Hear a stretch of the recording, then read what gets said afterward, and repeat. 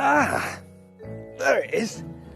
It was only a matter of time, wasn't it, before Aston Martin followed suit with the Bentley Bentayga, the Lamborghini Urus and the Porsche Cayenne Turbo with a super SUV of its own.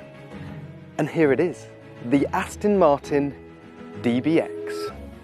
If you follow the financial news, you'll know Aston's stock value has been falling since its IPO a year ago. So the DBX isn't just another new Aston, it's a potential lifeline for the company, which is why it's pulled out all the stops. It's based on a new platform offered initially with a more powerful version of the Vantage's 4-litre twin-turbo AMG-sourced V8 and the first car to be built in Aston's brand new factory in St Athan, Wales.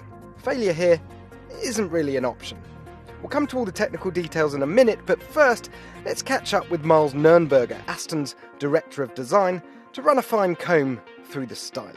Miles, thanks for joining us on this slightly Bond-esque location we've got up here, isn't it? It's a great place. It's a great very, place. very nice place to be, yes. Not like any studio I've ever been to. Anyway, the DBX. How important is this car to Aston Martin? Is it too much to say this is the car that the company's future rests on its shoulders? In terms of growth, absolutely. It is a very important car. It's car 4 in our second century plan. So first of all, DB11, then Vantage, then DBS.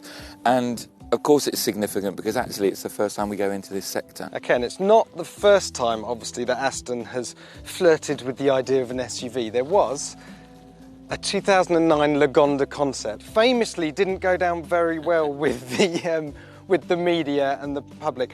Are there any lessons learned from that concept that you've been able to apply here?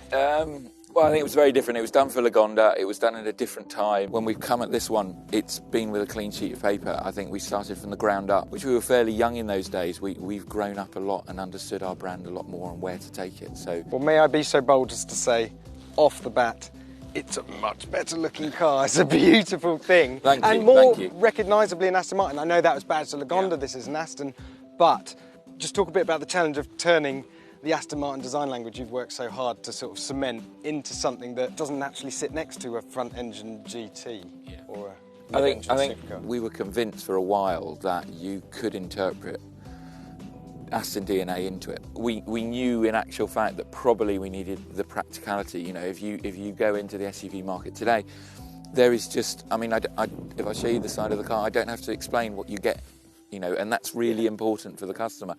What they get on top of it, though, is they get beautiful proportion and stance and all those things. Which is a nice little segue, isn't it? Because we're here to talk about this car. So without further ado, why don't we just go through it? You talk us through the design. We'll start at the front. We'll work our way to the back. Imagine I know nothing. I have a set of eyes. I mean, grille is the place to start, the Aston Martin grille. So very much recognisable. This car is a DBX and it wears the classic DB grille that you should instantly recognise from, you know, iconic DB5. Bigger than the DB11 and the DBS? Much bigger, actually. Probably the largest grille we've ever put on a DB. If anything, probably, I think it's about the size of a 177 grille. We've got the DRL lamps either side. And again, aero, we started all of this adventure with aero at Aston Martin with DB11, and it comes through all the cars. So actually within the lamp is actually a duct, so you get an air blade basically running around the, you know, we're able to get this sculpture and almost this, you know, horizontal surface off the wheel arch. Instead of coming up like a wall, we can cut across the car and get all that sculpture. It is one thing I actually noticed, because a lot of these sort of super SUVs, as we're nicknaming them, have these really quite bulky front ends. So when you put the dimensions with these kind of boxy shapes around the front and rear, then it can get a bit heavy. But it doesn't feel too big. Sports cars with actually more metal above their wheels than our SUV does, which is quite amazing. You were talking about this being compact, so not as much metal as some sports cars above there. But there is quite a bit of ride height here. So you could have, I know that this has got air suspension on it, so you can go up and down. It's quite interesting. You get lower you get, there's a certain sportiness, higher you get, obviously, as off-road. But there's a moment in between where you get this beautiful, elegant float. And it partly goes with this line here that we have that runs front to back, which we call the powerboat line. Yeah. So it's a constantly falling line, and along with the clearance to the ground gives this very elegant. And of course, Aston Martin actually does make a powerboat these days. They do, yeah. Seamless. Yeah. And just back to the wheel arch again, I noticed these are 22s, right? So 22s are standard?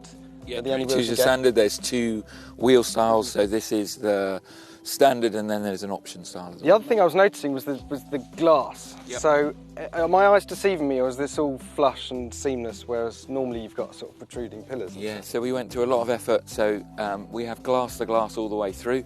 So the B post is actually a pane of glass. Also, I mean, it's about reducing clutter and putting the emphasis on the right thing. So obviously you want the emphasis on this nice piece of aluminium bright-work. Actually at the bottom, all the seals are actually hidden underneath the edge of the door. So you go straight from metal to glass without a big finisher.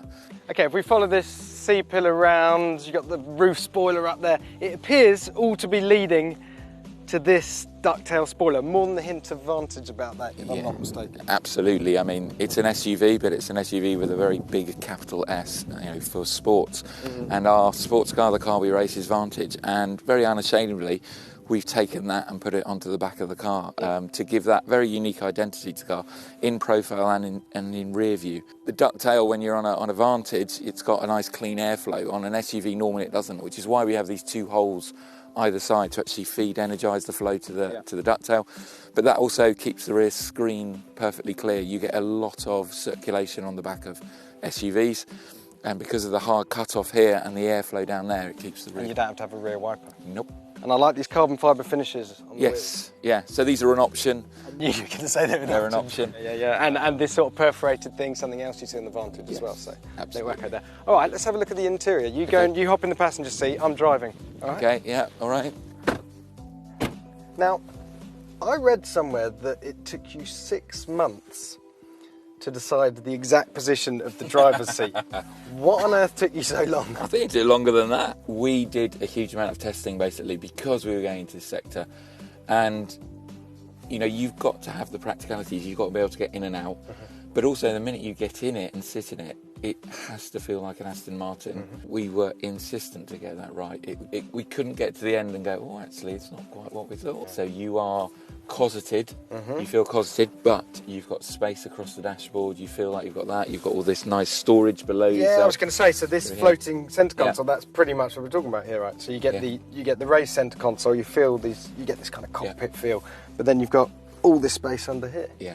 These are quite sporty seats as well. Are they DB11 related? They are very much DB11 related. And again, that's where our sports car learning came in. We've got a seat we've already designed that's good GT sporting long distance seat. So why not use it again? Why not use it in an SUV? Great, and there's some amazing materials in here. It smells amazing. I've just said before we turn the camera on that I love this colour. What's the colour in the leather? Sahara tan. Just so I know when I order one, it'll be fine. Sahara tan, but also Alcantara headlining, Alcantara for the whole roof blind. So first time anyone's done it. I mean, that was again quite a push to get those. And if I'm not mistaken, leather speakers. Yeah, so leather perforation. So in fact, we're again a bit like on the outside where we're reducing detail, but actually adding some craft into it. So we're actually using leather for the speaker grille patterns to get this more seamless approach throughout the car, reduce the number of split lines, and create a beautiful bit of craft. And of course, we've got our driving modes down here. So Sport, Sport Plus, GT. But hill descent control, because it's an SUV, right? And a couple of modes I was reading about, Terrain and Terrain Plus. Who in their right mind is going to take their Aston Martin on 22-inch wheels off-road? You've got to be a madman, right? Well, there will be some. There will be some, but I think, with all the SUVs, it's that ability, what you're after is the ability to escape, to go where you want to and have that freedom. Right, so that's the design. But the way this thing drives is just as crucial to do justice to that Aston badge. How then have Aston set this car up to cope with 542 brake horsepower and 516 pounds-feet of rampant V8, capable of 0 to 62 in 4.5 seconds and a top speed of 181 miles an hour? The first thing is an all-new bonded aluminium platform, which is the same technique that Aston uses on its sports cars. The advantages of that are it's very stiff and quite light. This car weighs 2,245 kilograms, which is about 45 kilograms more than a Lamborghini Urus, but up to 150 kilograms less than a Bentley Bentayga with a V8 engine. The other thing to mention is that although Aston won't confirm that an all-electric DBX is coming, this platform can be fitted with batteries and motors somewhere down the line. The brakes are steel, not carbon ceramic, and there's air suspension as standard, which can raise the car 45mm in Terrain and Terrain Plus modes, or lower it by 15mm in Sport and Sport Plus, 30mm at motorway speeds, and up to 50mm lower in Access mode, to help you get in and out, and for loading the boot. And just like the Bentayga and Urus, there's adaptive dampers and a 48-volt anti-roll system that should keep this car unnaturally flat in corners.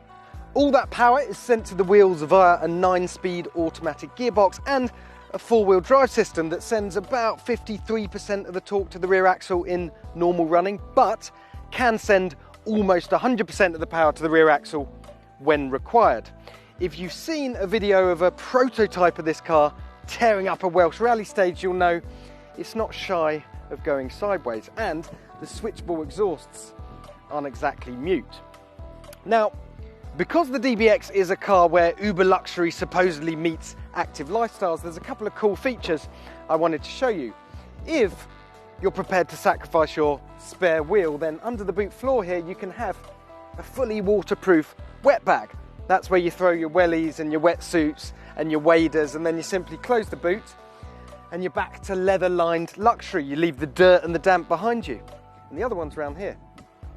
When you're getting in the back door, even if the rest of the car is caked in grime and mud, this sill section here will be nice and clean and dry, so you don't get dirt on your Italian chinos.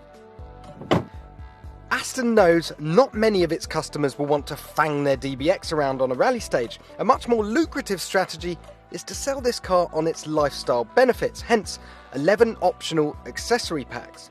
These include a snow pack with a ski bag, roof-mounted ski rack and snow chains, a touring pack with a 4-piece luggage set and saddle bags for the rear armrest, a pet pack with a bumper protector, dog partition and portable washer for muddy paws, and even an aluminium gun cabinet or picnic hamper.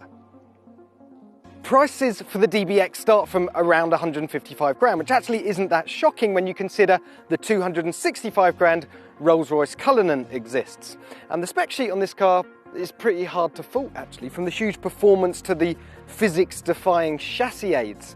My concern is that unlike a few years ago, the competition for the DBX is now numerous and really quite strong. Is the super SUV market already oversaturated?